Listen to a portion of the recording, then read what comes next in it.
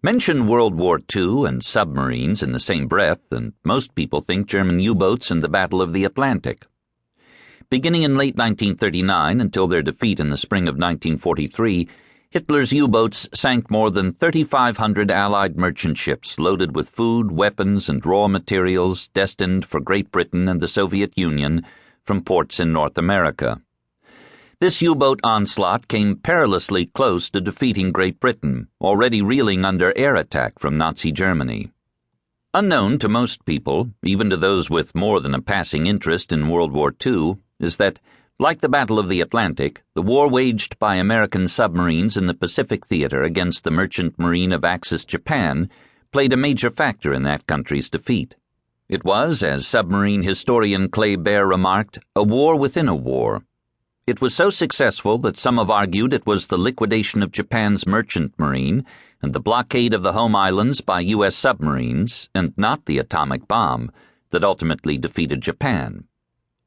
True or not, the facts are impressive. By early 1945, Japan's ability to import raw materials and food had about reached its end. Imports had been strangled by the U.S. submarine blockade of the home islands. According to the Post-War Joint Army-Navy Assessment Committee, JANAC, American submarines sank 1,314 Japanese merchant ships, totaling 5.3 million tons, not including cargoes, while Japan's merchant marine complement of 122,000 men suffered 116,000 casualties. This was accomplished by a submarine force of roughly 280 submarines and 50,000 officers and men, including staff and support personnel. It was a costly victory. The U.S. lost 52 subs, 41 of them to direct enemy action. Of the approximately 15,000 men who made war patrols, casualties totaled about 3,500.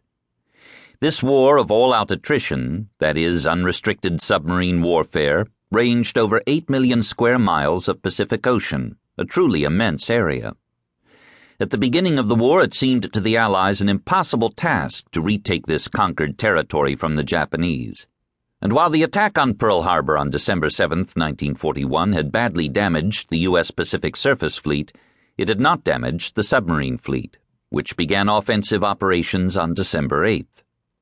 It took time for the U.S. Navy to recover from the attack, but with dogged determination and flexible aggressive tactics, American subs slowly began to push back the far-flung outer ring of territories that had been captured and garrisoned by the Japanese. To survive, these garrisons required uninterrupted deliveries of food, weapons, and fuel in quantities that could be transported only by Japanese ships that were prime targets for U.S. submarine torpedoes. As ship sinkings mounted, the ring of territories with its fragile network of shipping lanes shrank until it collapsed.